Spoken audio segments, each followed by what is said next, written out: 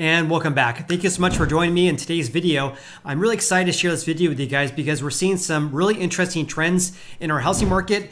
And it's really interesting for me to see this because, of course, I'm a housing market data nerd, right? So in today's video, I'm going to share the latest trends we're seeing right now according to Realtor.com. They just announced an update today, which is September 8th at the time of this video here. And this housing market data is for the week ending September 3rd of this year.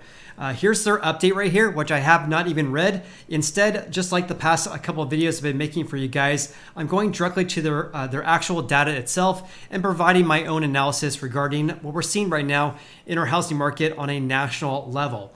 So this website right here, I'll leave a link below for you guys. It's realtor.com/research/data. So if you go down right here to Inventory Weekly, and click on this link right here, it takes you to an Excel file you can download and analyze yourself if you guys want to. I personally really enjoy taking a look at these trends to give you my own analysis. And here's the Excel file it takes you to.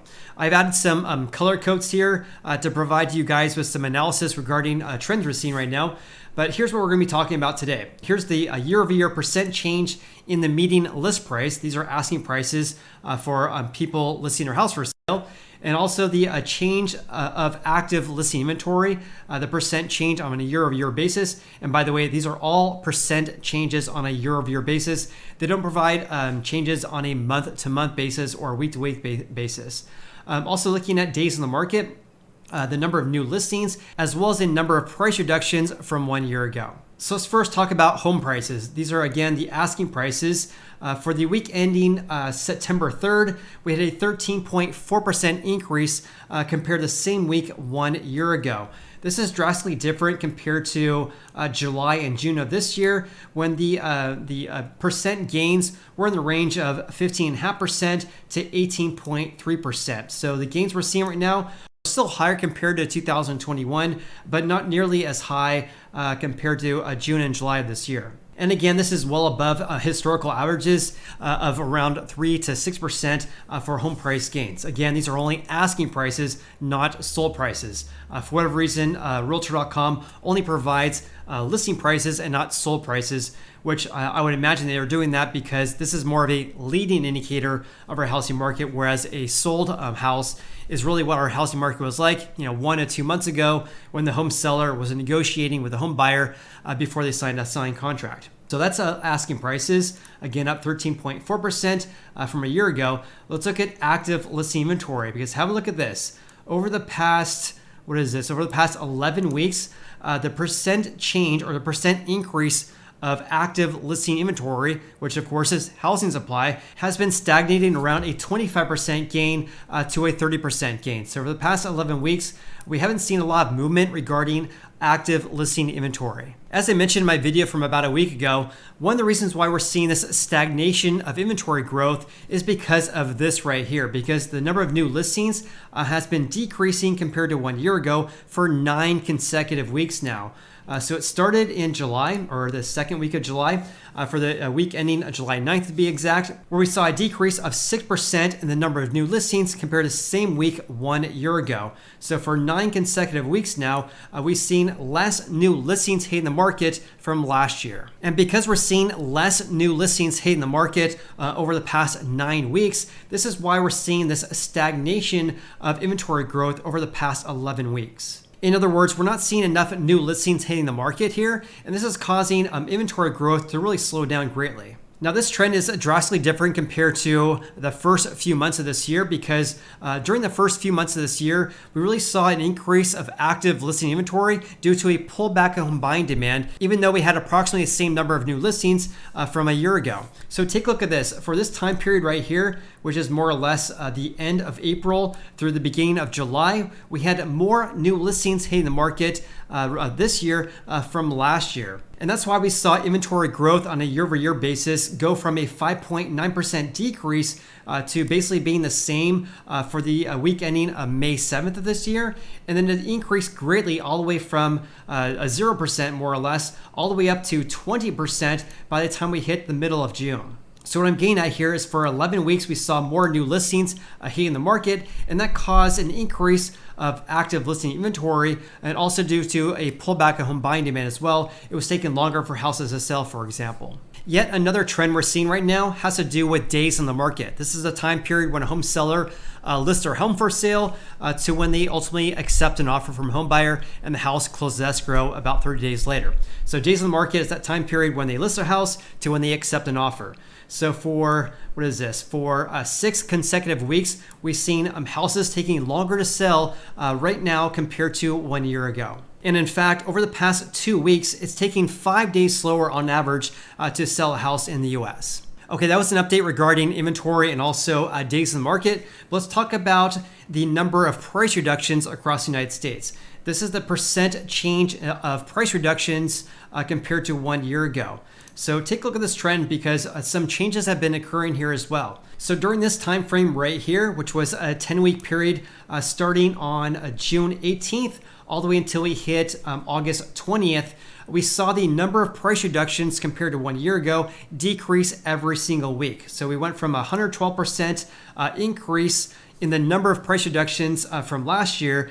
Then we went down to 98%, down to 97%, 95, et cetera, et cetera. So it decreased for 9 consecutive weeks. So we went from 112% increase down to a 66.8% increase by the time we hit August 20th of this year. So that was the trend we were seeing. But look at this though, because the percent change of price reductions has started to increase. So for this week, which was August 27th, we saw a slight increase from 66.8% from the prior week.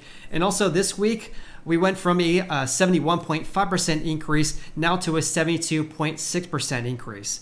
And as I noted right here, we're seeing a year-over-year change in the number of reduced price listings, and that has been decreasing for 9 out of the last 11 weeks. But as you guys can see right here, this has been increasing slightly for the past 2 consecutive weeks. So at 72.6%, this is obviously far higher compared to 1 year ago, but it definitely an important trend to follow in the weeks ahead. And one more thing I want to note regarding this is to have a look at this trend we've had so far this year. So again, a 72.6% increase from a year ago, but look at January 1st. We actually saw a 26.3% decrease from January 1st of 2021.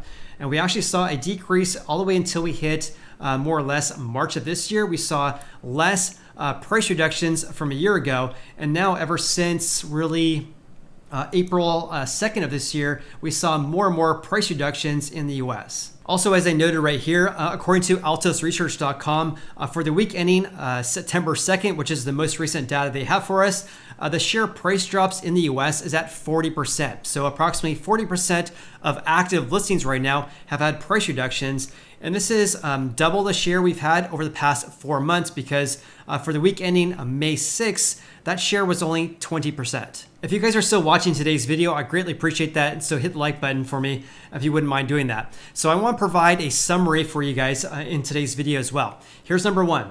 Inventory is still more than a year ago due to less home buying demand, but we're not seeing the growth of supply or housing inventory like we once saw earlier this year. During the first 3 months of the year, first 2 months of this year, we saw big increases of housing inventory in the US here.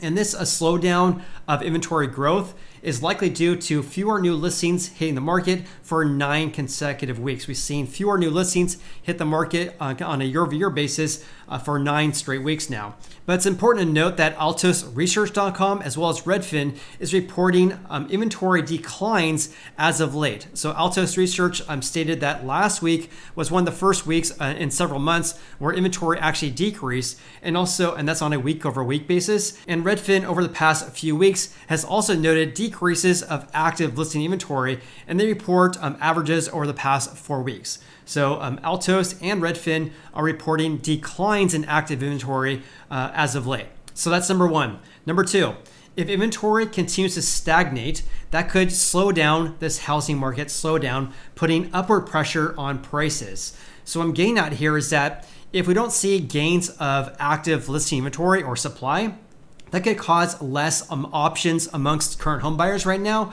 which could put upward pressure on home prices, which could lead to more bidding wars, for example. So if the inventory does not increase like we once saw earlier this year, that again could cool off our housing market slowdown here. The big wild card here, though, is mortgage rates, because current mortgage rates are over 6% right now, compared to about 5.05% at the beginning of August. So rates have increased about 100 basis points in one single month, or about, 40 days now. So that could slow down, or should slow down, home buying demand in the months to come. And speaking of that, and I forgot to mention this, I tend to mention this on the channel on all my videos, but we tend to have a slowdown in our housing market in the second half this year. That'd be entirely normal. That's what's called our seasonality of our housing market. So what we're seeing right now, though, is that plus a decrease in home buying demand, in my opinion. So what we should expect for the remainder of the year is that new listings, home sales, pending home sales should all be going down in the months to come. All right, so that was number 2. Let's have a look at number 3. Number 3, price drops are much higher compared to 1 year ago, but the growth rate has been slowing down. However, there has been a small increase over the past 2 weeks. In other words, on a year-over-year basis, we've been seeing more price reductions for 2 consecutive weeks. And lastly, number 4, houses are taking longer to sell compared to the same week 1 year ago for 6 consecutive weeks. In other words, the market is still slower compared to 1 year ago. But what's your biggest takeaways from today's video? If you guys got any value in this video whatsoever, then please hit the like button. I greatly appreciate that. Hope you guys have an awesome day, and look forward to seeing you on the next video.